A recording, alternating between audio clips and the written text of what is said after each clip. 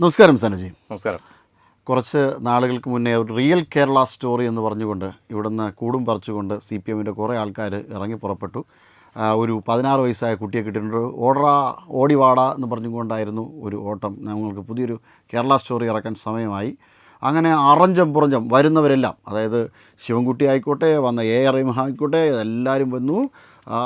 M V Govindan എല്ലാവരും വന്നിട്ട് പറയുകയാണ് മൊണാലിസയ്ക്ക് കിട്ടിയിട്ടുണ്ട്. മൊണാലിസയ്ക്ക് 18 വയസ്സ്, അയാൾക്ക് 21 വയസ്സ്, 2 കൂട്ടിക്കെട്ടിയിരിക്കുന്നു. അങ്ങനെ കല്യാണം നടത്തിക്കൊടുത്തു. കല്യാണം പുലിവാൽ കല്യാണമായി എന്നുള്ളതാണ് സത്യം. കല്യാണം നടത്തിക്കൊടുത്ത് കുറച്ച് ദിവസം കഴിഞ്ഞിട്ടാണ് മനസ്സിലായത് കൊച്ചിന് 18 വയസ്സ് തികഞ്ഞിട്ടില്ല.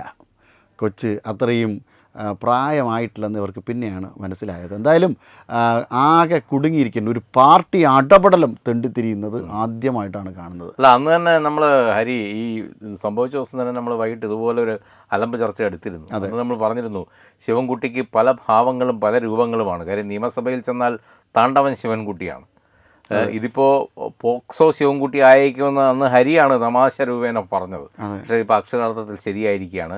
ശിവൻകുട്ടി മാമ ഇതെല്ലാം കേട്ട് ഞെട്ടി മാമ എന്ന് പറയേണ്ട അവസ്ഥയായി, അങ്ങനെ ഒരു അവസ്ഥയിലേക്ക് എത്തിയിരിക്കുകയാണ് കാര്യങ്ങൾ. എന്തായാലും ഇപ്പോൾ ആ കുട്ടിയെ സംബന്ധിച്ച് അതിൻ്റെ പ്രായവിവരങ്ങൾ സംബന്ധിച്ച കൂടുതൽ വിവരങ്ങൾ പുറത്തു വരികയാണ്. കുട്ടിക്ക് 16 വയസ്സേ ആയിട്ടുള്ളൂ. അപ്പോൾ ഈ കുട്ടിയെ കല്യാണം കഴിച്ച ആൾക്കെതിരെ പോക്സോ കേസ്, ഇത് നടത്തിക്കൊടുത്തവർക്കെതിരെയും അവരും ഇതിൽപ്പെടും. ഇപ്പോൾ എന്തെങ്കിലും പറഞ്ഞ് തടി തപ്പാനുള്ള ശ്രമമാണ്. കാര്യം ആധാർ നോക്കിയാണ് ഇത് നടത്തിയതെന്നൊക്കെ ബിനോയ് വിശ്വം ഇന്നിപ്പോൾ മാധ്യമങ്ങളോട് പറഞ്ഞിട്ടുണ്ട്. എന്ത് ആധാരം നോക്കി നടത്തിയാലും കൊച്ചിൻ്റെയും അല്ലെങ്കിൽ CPM ഇതിന് കൂടെ നിന്നവരുടെയും കാര്യം വഴിയാധാരമായി എന്നുള്ളത് ഏറെക്കുറെ വ്യക്തമായിട്ടുണ്ട്. ശിവൻകുട്ടി വിചാരിച്ചത് ഇപ്പോൾ എന്തായാലും നിയമത്തെ പൊട്ടുമെന്ന് ഏകദേശം ഉറപ്പായതിനു ശേഷം ഒരു മാരേജ് ബ്യൂറോ ഇട്ടെങ്കിലും ജീവിക്കാം എന്നാണ് വിചാരിച്ചത്. അല്ല, ഈ ഒരു പ്രവൃത്തി പരിചയം വെച്ചത് നിയമത്ത് പൊട്ടുമെന്ന് ഏറെക്കുറെ ഉറപ്പായതുകൊണ്ട് മാനസിക വിഭ്രാന്തിയാണ് അദ്ദേഹത്തിന്. ഇന്നലെ അദ്ദേഹം പറയുന്നത് കേട്ടു അവിടെ BJP വോട്ട് പിടിച്ചത് GPay വഴി 15,000 രൂപ കൊടുത്താണ്, പക്ഷേ അതിന് തെളിവില്ല എന്ന്. അപ്പോൾ ഈ GPayയിൽ ഇത് കൊടുക്കുന്നതിന് തെളിവില്ലേ? അല്ല, ഒരുപാട് കാര്യം പറഞ്ഞിട്ടുണ്ട്. റെയിൽവേ മെയിൽ സർവീസ് വഴി RMS വഴി BJPക്ക് പണം കെട്ടുകളായി എത്തി. ഇങ്ങനെ കുറേ. പിന്നെ അദ്ദേഹം സത്യസന്ധനാണ്, നമുക്ക് തുറന്ന് പറയാതിരിക്കാൻ പറ്റില്ല. മാത്രമല്ല, കഴിഞ്ഞ ദിവസം മൊട്ടാരുമായിട്ടുള്ള ഒരു ഇൻ്റർവ്യൂ അത് ഹരി കണ്ടു കാണുമെന്ന് വിചാരിക്കുന്നു. അതിൽ PMC പദ്ധതിയെക്കുറിച്ചുള്ള കാര്യം ചോദിച്ചപ്പോൾ അദ്ദേഹം ഉള്ള സത്യമായിട്ട് പറഞ്ഞു, ഞങ്ങളുടെ മനസ്സിലിരിപ്പെന്ന് പറഞ്ഞാൽ പദ്ധതിയുടെ പൈസ വാങ്ങിച്ചിങ് എടുക്കാനായിരുന്നു, പദ്ധതി ഇവിടെ നടപ്പാക്കേണ്ട എന്നുള്ളതായിരുന്നു. പുള്ളി വളരെ കൃത്യമായിട്ട് ആ ഇൻ്റർവ്യൂവിൽ പറഞ്ഞിട്ടുണ്ട്. അത് മറ്റ് പല സംസ്ഥാനങ്ങളിലും അങ്ങനെ ചെയ്തിട്ടുണ്ട്. അപ്പം നമ്മളും ആ പൈസ ഇങ്ങനെ വാങ്ങിച്ചെടുക്കാമെന്ന് വിചാരിച്ചു, പദ്ധതി നടപ്പാക്കണ്ടല്ലോ. ചിരിച്ചുകൊണ്ടങ്ങ് പറഞ്ഞു. അരുണിൻ്റെ അടുത്ത് ആയതുകൊണ്ട് ഞാനതങ്ങ് പറയാമെന്ന് പറഞ്ഞിട്ടാണ് പറഞ്ഞത്. അതെ, നാട്ടുകാർ മൊത്തം കേൾക്കുന്നതല്ലേ, പുള്ളിക്ക് ഓർമ്മയേ ഉണ്ടായിരുന്നില്ല.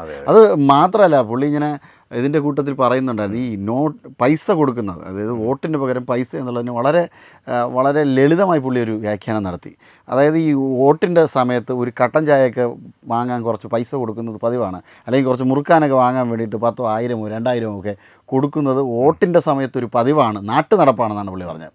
ഒരു നാട്ടു നടപ്പാണെന്ന് ഇങ്ങനൊരു അഴിമതിയെക്കുറിച്ച് പറയാണ് പുള്ളി. അല്ല, അപ്പോൾ അങ്ങനെയുള്ള നാട്ടു നടപ്പിലായിരിക്കും 2021 ആശം കയറി പോകുന്നത്. അതെ അതെ അതെ. അതിന് വളരെ സംസ്ഥാനത്തെ ഒരു മന്ത്രി തന്നെ ഈ രീതിയിൽ ഓപ്പണായിട്ട് പറയാണ് വോട്ടിന് വേണ്ടിയിട്ട് ഞങ്ങൾ കാശ് കൊടുക്കുമെന്ന്.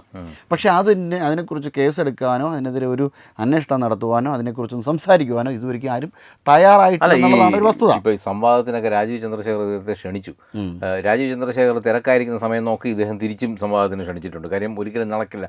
ശരിക്കും പറഞ്ഞാൽ രാജീവ് ചന്ദ്രശേഖർ സംവാദത്തിന് ഇദ്ദേഹത്തെ ക്ഷണിക്കേണ്ടിയിരുന്നത് നിയമത്ത് വെച്ചൊന്നുമല്ല, ഒരു നാഷണൽ മീഡിയയുടെ ഫ്ലോറിലേക്ക് ഇംഗ്ലീഷിൽ സംസാരിക്കാനായി ശിവൻകുട്ടിയെ വിളിക്കണം. വിദ്യാഭ്യാസ മന്ത്രിയാണല്ലോ.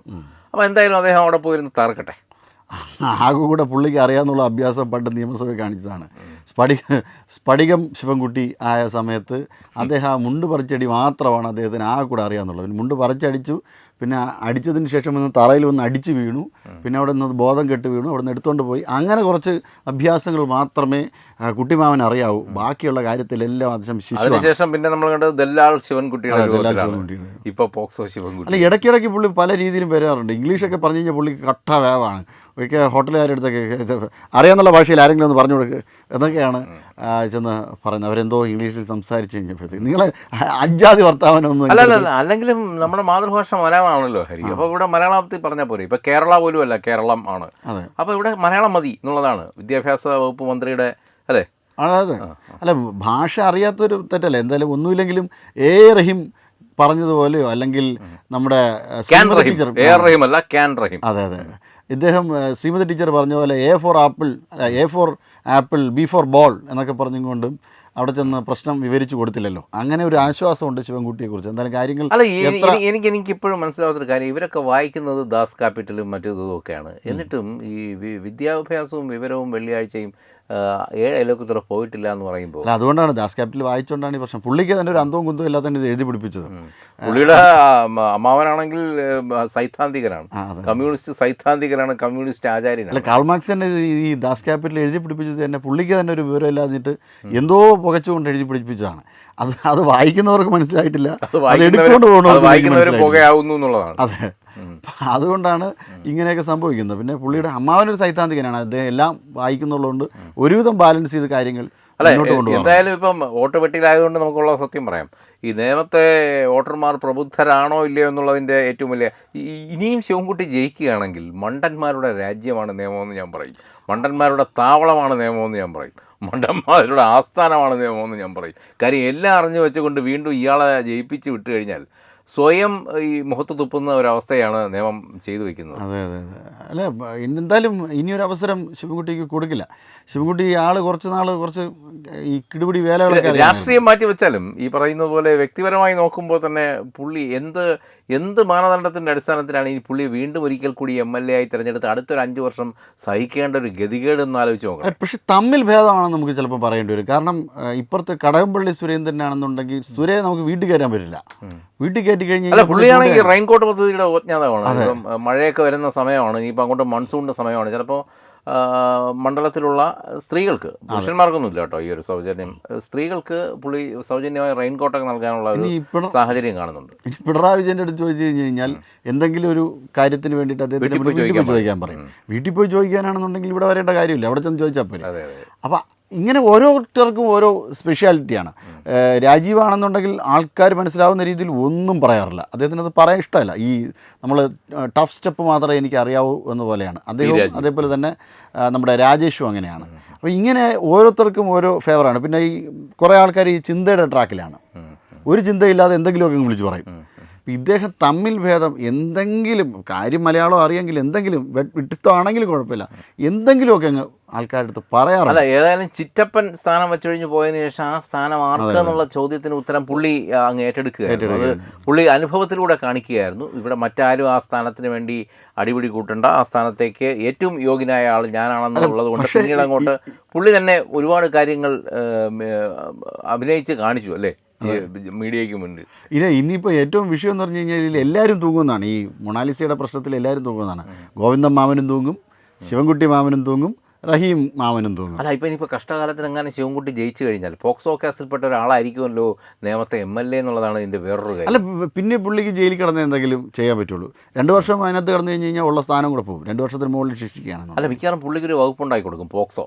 അതെ, പോക്സോ വകുപ്പ് മന്ത്രി. ഇനി AA റഹീം എന്ന് പേര് അർഹിച്ചിട്ടതാണോ എന്നറിയില്ല, എന്താണെന്നറിയില്ല. കാര്യങ്ങൾ ഈ രീതിയിലൊക്കെയാണ് മുന്നോട്ട് പോകുന്നത്.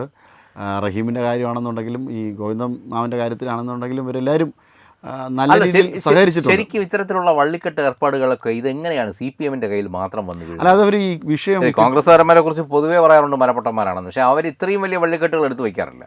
അതെ അതെ അതെ. അല്ല, അവർ ഈ കല്യാണം നടത്തി കൊടുക്കലൊന്നുമില്ല, കല്യാണം കലക്കലും കൂടെ കൊണ്ടുപോകലേ ഉള്ളൂ. അതിപ്പോൾ സരിതയുടെ കാര്യത്തിലാണെങ്കിലും ആരുടെ കാര്യത്തിലാണെങ്കിലും അവർക്ക് ഇപ്പം മൊത്തത്തിലൊരു സുരേന്ദ്രൻ ലൈനാണ്, നമ്മുടെ കടകംപള്ളി ലൈനാണ് മൊത്തത്തിൽ കോൺഗ്രസ്സുകാർക്കുള്ളത്. അത് KC ആയാലും കോൺഗ്രസിൻ്റെ വളരെ ദയനീയമായ അവസ്ഥ ഇന്ന് അവരുടെ തന്നെ ഒരു നേതാവ് വളരെ ഇതായിട്ട് പറഞ്ഞിട്ടുണ്ട്. ശശി തരൂരിൻ്റെ ഇന്നത്തെ ഒരു പ്രസ്താവനയുണ്ട്, വീടിൻ്റെ പണി തീർന്നിട്ട് പോരെ ഫർണിച്ചർ വാങ്ങിക്കുന്നതിനെ കുറിച്ച് ആലോചിച്ചാൽ, അത് മെയ് 4 കഴിയട്ടെ എന്നാണ് പുള്ളി പറഞ്ഞത്. മുഖ്യമന്ത്രി നമുക്ക് പിന്നെ ആലോചിച്ചാൽ പോരെ, ആദ്യം ജയിക്കോ ഇല്ലെന്ന് നോക്കുന്നുള്ളത് പുള്ളി വളരെ വ്യക്തമായി പുള്ളിക്ക് പറ്റുന്നതായ ഭാഷയിൽ പറഞ്ഞിട്ടുണ്ട്. അതെ. അല്ല, അവർക്ക് മൊത്തത്തിൽ ഈ പണം, മദ്യം, ഈ ഒരു രീതിയിൽ ലൈനിലാണ് അവരുടെ ഒരു പോക്ക്. ഇവർ അതിനൊരു ചെറിയ ഒളിവ് മറയെങ്കിലും ഉണ്ട്, പക്ഷേ കാര്യത്തിൽ ഇവർ ഏകദേശം കട്ടയ്ക്കാണ് ഇപ്പം മുന്നോട്ട് പോകുന്നത്. നേരത്തെ കുറച്ചൊരു വ്യത്യാസം ഉണ്ടായിരുന്നു ഈ കോൺഗ്രസിനെ അപേക്ഷിച്ച്, പക്ഷേ ഇപ്പോൾ കട്ട എന്ന രീതിയിലാണ് കാര്യങ്ങൾ കൊണ്ടുപോകുന്നത്. എന്തായാലും പ്രത്യേകിച്ചും ഈ ശിവൻകുട്ടിയുടെ ഒരു കാര്യത്തിൽ ഇതിനൊരു ശുഷ്കാന്തി വളരെ നല്ല ഒരു നിലയിൽ തന്നെ എന്തായാലും പര്യവസാനിച്ചു എന്ന് പറയാം. അന്ന് തന്നെ ഇത് ഏറെക്കുറെ ഉറപ്പായിരുന്നു ഇതെങ്ങനെയെങ്കിലും. കാരണം ഈ കേരള സ്റ്റോറി ഇറങ്ങിക്കഴിഞ്ഞപ്പോൾ 10 വർഷം കൊണ്ട് ഞങ്ങൾ ഭരിക്കുകയാണ്. ഇതിനകത്ത് കേരള സ്റ്റോറി കുറിച്ചുള്ള ഒരു കാര്യമായ ചർച്ചകൾ നടക്കുന്നു, ആൾക്കാർക്ക് കാര്യങ്ങൾ ഏറെക്കുറെ പിടികിട്ടുന്നു. അതുകൊണ്ട് തന്നെ ഈ കേരള സ്റ്റോറി ഇറങ്ങിയതിൻ്റെ പശ്ചാത്തലത്തിൽ തങ്ങളുടെ പിടിവിട്ടു പോകും ഹിന്ദുക്കൾ എന്നൊരു ധാരണ കുറേ നാളുകൊണ്ട് ആ ഒരു പേടിയുണ്ട്. ശബരിമലയിൽ തുടങ്ങിയതാണ്, അതിനുശേഷം ഈ പേടി അങ്ങോട്ട് അവസാനിക്കുന്നേ ഇല്ല. ഇടയ്ക്ക് നമ്മുടെ കാരണഭൂതം ചെന്ന് വല്ല ചരടൊക്കെ ജപിച്ച് കെട്ടിയെങ്കിലും കാര്യമായ രീതിയിലൊരു മാറ്റമൊന്നുമില്ല. വീട്ടിലിപ്പോൾ ഒരു ഗോശാലയൊക്കെ ഉണ്ട്, എല്ലാ ദിവസവും പ്രാർത്ഥിക്കുന്നുണ്ട്. കടകംപള്ളി വരെ പറഞ്ഞില്ലേ ഭദ്രകാളി അയ്യപ്പനും നോക്കിക്കൊള്ളൂ. അവരെല്ലാവരും ഭയങ്കര ഭക്തന്മാരാണ്, പഴയതുപോലെയൊന്നുമല്ല, എല്ലാവരും നല്ല ഭക്തന്മാരാണ്. പക്ഷേ ഇതിൽ അവർ കയ്യിൽ നിന്ന് ഇത് പിടിവിട്ട് പോകുമോ എന്നൊരു പേടിയുണ്ടായിരുന്നു ഇങ്ങനെ ഒരു കേരള സ്റ്റോറി ഇറങ്ങിക്കഴിഞ്ഞപ്പോൾ. അതിനെതിരെ എന്തെങ്കിലും ഒന്ന് ടൈറ്റിൽ ചെറുതായിട്ടൊന്ന് മാറ്റേണ്ടി വരും. ഇത് കേരള CPM സ്റ്റോറി എന്നുള്ള രീതിയിൽ ചെറിയതായിട്ടൊന്ന് ടൈറ്റിൽ മാറ്റിക്കഴിഞ്ഞാൽ ഈ കഥാപാത്രങ്ങളും മറ്റണിയറ പ്രവർത്തനങ്ങളും എല്ലാം ആ ഒരു കഥയിൽ അനുയോജ്യമായ രീതിയിൽ കഥാപാത്രങ്ങളായി വരും എന്നുള്ള കാര്യത്തിൽ സംശയമൊന്നുമില്ല. അതെ, കുറഞ്ഞ ചിലവിൽ ഏത് പ്രായത്തിലുള്ളവർക്കും കല്യാണം നടത്തി കൊടുക്കും എന്ന് എഴുതേണ്ടി വരും. അല്ല, ഇപ്പം എന്തായാലും ഈ രാഷ്ട്രീയ വനവാസത്തിലേക്കാണ് ഈ പോകുന്നെങ്കിൽ ഇത്തരത്തിലുള്ള മാരേജ് ബ്യൂറോകളൊക്കെ തുടങ്ങി പലയിടത്തും മാരേജ് ബ്യൂറോ പ്ലാനിൽ എന്തായാലും ഉറപ്പായിട്ടും ഉണ്ട്. CPMൻ്റെ പ്ലാനിൽ ഈ മാരേജ് ബ്യൂറോ എന്ന കൺസെപ്റ്റ് പലർക്കും ഈ ബ്രോക്കർ പരിപാടി അവർക്ക് ഭയങ്കര താല്പര്യമുള്ളൊരു മേഖലയായി മാറിക്കൊണ്ടിരിക്കുകയാണ്. ചിലർ വസ്തുവിൻ്റെ കാര്യത്തിലാണ്, ചിലർ ഇത്തരം കാര്യത്തിലാണ് എന്നുള്ളതേ ഉള്ളൂ. അപ്പോൾ എന്തായാലും മാരേജ് ബ്യൂറോ ഫിക്സഡ് ആണ്. അവർക്ക് മിശ്ര വിവാഹത്തിലോടാണ് കൂടുതൽ താല്പര്യം. ഹിന്ദുക്കളായിട്ടുള്ള പെൺകുട്ടികൾ, മുസ്ലിങ്ങളായിട്ടുള്ള യുവാക്കൾ, അങ്ങനെയാണെങ്കിൽ മതേതരത്വം ഉണ്ടാവും. അതെ, അത് നമുക്ക് കുറ്റം പറയാൻ പറ്റില്ല. കാര്യം മുഖ്യമന്ത്രി തന്നെ മാതൃക കാണിച്ചോളൂ, സ്വന്തം കുടുംബത്തിൽ മാതൃക കാണിച്ചുകൊണ്ടാണ്. അല്ല, അതിനുള്ള മറുപടി നേരത്തെ മുസ്ലിം ലീഗ് പറഞ്ഞിട്ടുണ്ടായിരുന്നു. പിന്നെ അത് നമ്മൾ പറയേണ്ട കാര്യമില്ല, നമുക്കങ്ങനെ ആ ഒരു ഭാഷയിൽ പറയാനുള്ളൊരു താല്പര്യവുമില്ല. എന്തായാലും കാര്യങ്ങൾ ഇങ്ങനെ മുന്നോട്ട് പോകുമ്പോൾ പ്രായമെങ്കിലും ഇനി നോക്കണം എന്ന് മാത്രമേ ഉള്ളൂ. പ്രായവും കുറച്ച് പശ്ചാത്തലവും കാര്യങ്ങളുമൊക്കെ നോക്കി മാത്രമേ തമ്മിൽ യോജിപ്പിക്കാവൂ.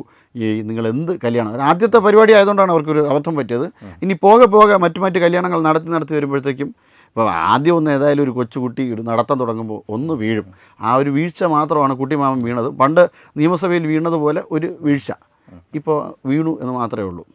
എന്തായാലും കാര്യങ്ങളെല്ലാം ഭംഗിയായിട്ട് നടക്കട്ടെ. അവിടെ ജയിലിൽ ചെന്നതിന് ശേഷം അവിടെ ഒരു മാരേജ് ബ്യൂറോ, അവിടെ അവർക്ക് വേണ്ടത്ര ആൾക്കാരുമുണ്ട് CPMനെ സംബന്ധിച്ചിടത്തോളം. കാരണം കൊടിസിനിക്ക് കല്യാണം നടത്തി കൊടുത്തതും മറ്റേ ഷാഫിക്ക് എന്തോ കല്യാണം നടത്തി കൊടുത്തത് നമ്മുടെ സ്പീക്കർ അന്ന് കട്ട് ചെയ്തേക്കണം, ഷാഫിക്ക് കല്യാണം നടത്തി കൊടുത്തത്. ഇത് നമ്മുടെ TP ചന്ദ്രശേഖരൻ പദത്തിലെ ഷാഫിക്ക് കല്യാണം നടത്തി കൊടുത്തത് ഷംസീറാണ്, നമ്മുടെ സ്പീക്കർ ഷംസീറാണ് നടത്തി കൊടുത്തത്. അതെ, മിത്ത് ഷംസീറാണ് നടത്തി കൊടുത്തത്. അതുമാതിരി ഇവർക്ക് ഇനി എന്തായാലും ജയിലിൽ പോയാലും ശിവൻകുട്ടിക്ക് അവിടെ ഒരു ബ്യൂറോ തുടങ്ങുന്നതിൽ തെറ്റില്ല. കാരണം അവിടുത്തെ മേജർ ആൾക്കാർ, പ്രത്യേകിച്ച് കണ്ണൂർ പോയി കഴിഞ്ഞ് കഴിഞ്ഞാൽ അവിടെ ഒരു ബ്യൂറോ ജയിലിനകത്ത് തുടങ്ങി കഴിഞ്ഞ് കഴിഞ്ഞാൽ പുതിയൊരു കോൺസെപ്റ്റും ആയിരിക്കും, പുതിയൊരു ബിസിനസ് മോഡലും ആയിരിക്കും. അദ്ദേഹത്തിന് അവിടെ എന്തായാലും ഒരു ബ്യൂറോ തുടങ്ങി അവിടെ ജീവിക്കാം. നമസ്തേ.